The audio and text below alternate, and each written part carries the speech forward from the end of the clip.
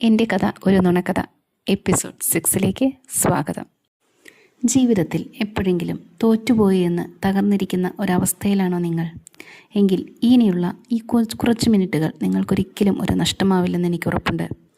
ഒരു കഥ കേൾക്കാം. ഒരിക്കൽ യുദ്ധത്തിന് പേര് കേട്ട ഒരു രാജാവുണ്ടായിരുന്നു. അദ്ദേഹത്തിൻ്റെ കമ്പാനിയനായിട്ട് എപ്പോഴും ഉണ്ടായിരുന്നത് ഒരു ആനയായിരുന്നു. എല്ലാ യുദ്ധങ്ങൾക്കും മുൻപന്തിയിൽ രാജാവിനൊപ്പം സഹായത്തിന് ആനയുമുണ്ടായിരുന്നു. ഭയങ്കര ശക്തനും ധൈര്യശാലിയും വിശ്വസ്തനുമായിരുന്നു കേട്ടോ ആന. എപ്പോഴൊക്കെ രാജാവ് അഭിനന്ദിക്കപ്പെടുന്നുണ്ടോ, അതിൻ്റെയൊക്കെ യുദ്ധത്തിൻ്റെ പേരിൽ അഭിനന്ദിക്കപ്പെടുന്നുണ്ടോ, അതിൻ്റെയൊക്കെ ഈക്വൽ ക്രെഡിറ്റ് ആ ആനയ്ക്കും കൂടെ ഉള്ളതായിരുന്നു. പക്ഷേ കാലങ്ങൾ കുറച്ച് കഴിഞ്ഞപ്പോൾ ആനയ്ക്ക് വയസ്സായി, യുദ്ധങ്ങൾക്കൊന്നും പോകാൻ ആവാതായി. അങ്ങനെ കാട്ടിലൂടെ ഒറ്റപ്പെട്ട് അലഞ്ഞു നടക്കുന്ന ഒരവസ്ഥയിലെത്തി. എങ്കിലും രാജാവ് അതിന് ആവശ്യമായ പരിചരണങ്ങളൊക്കെ കൊടുക്കുന്നുണ്ടായിരുന്നു കേട്ടോ. ഒരു ദിവസം ദാഹിച്ചു വലഞ്ഞ ആന വെള്ളവും തേടി അലഞ്ഞു നടക്കുന്നതിനിടയിൽ ഒരു ചതുപ്പിൽ പെട്ടുപോയി കേട്ടോ.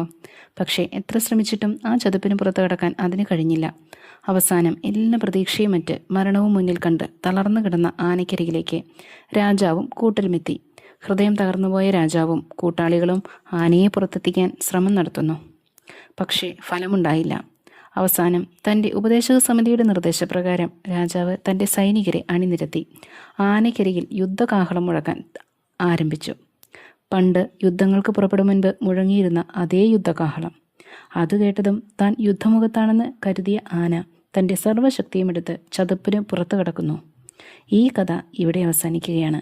പക്ഷേ ഞാൻ ഒന്ന് പറയട്ടെ, പലപ്പോഴും നമ്മൾ ഒരു ലക്ഷ്യത്തിനു വേണ്ടി ആഗ്രഹിച്ച് ട്രൈ ചെയ്ത് തളർന്നു പോകുമ്പോൾ നമ്മൾ എന്തിനു വേണ്ടി തുടങ്ങിയെന്ന് പലപ്പോഴും മറന്നുപോകും. എവിടെ നിന്ന് തുടങ്ങി, എന്തിനു വേണ്ടി തുടങ്ങി, എത്രത്തോളം തീക്ഷ്ണതയോടെ തുടങ്ങി. വിജയത്തിൽ എത്തിയില്ലെങ്കിലും ഇവിടം വരെ എത്തി നിൽക്കാൻ നിങ്ങൾ എത്രമാത്രം കഷ്ടപ്പെട്ടു എന്ന ചിന്ത നിങ്ങളുടെ മനസ്സിൽ ഒന്ന് കൊണ്ടുവരണം. ദിവസത്തിൽ പലതവണ ഒന്ന് ചിന്തിക്കണം.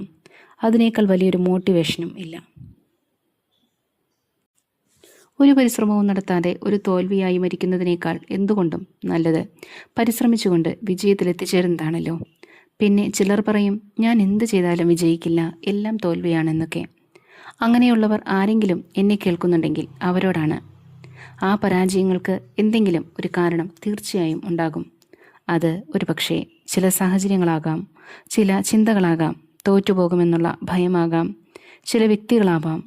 എപ്പോഴും നെഗറ്റീവ് അനാലിസിസ് നടത്തുന്ന നിങ്ങളുടെ തന്നെ ചിന്തകളോ അല്ലെങ്കിൽ നിങ്ങളുടെ അടുത്ത സുഹൃത്തോ അങ്ങനെ ആരെങ്കിലുമോ എന്തെങ്കിലുമൊക്കെ ആയിരിക്കാം. സോ ആ കാരണത്തെ കണ്ടെത്തുന്നതോടെ നിങ്ങളുടെ പകുതി വിജയം ഉറപ്പിച്ചു കഴിഞ്ഞു കേട്ടോ.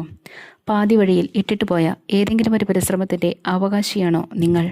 മടിക്കേണ്ട, റീസ്റ്റാർട്ട് ഇറ്റ്. ആൻഡ് ഇന്നാണ് അതിൻ്റെ റീഓപ്പണിംഗ് ഡേ. ഇപ്പോഴാണ് the best time for that. അപ്പോൾ നെക്സ്റ്റ് വീഡിയോയുമായി നമുക്ക് വീണ്ടും കാണാം. പിന്നെ പോകുന്നതിന് മുൻപ് ഒന്ന് സബ്സ്ക്രൈബ് ചെയ്തിട്ട് പോയിക്കോളൂ കേട്ടോ. അല്ലെങ്കിൽ പിന്നെ ഒരിക്കലും പിന്നീട് നമ്മൾ കണ്ടുമുട്ടിയെന്ന് വരില്ല. അപ്പോൾ വീണ്ടും സന്ധ്യയ്ക്കും വരേക്കും വണക്കം.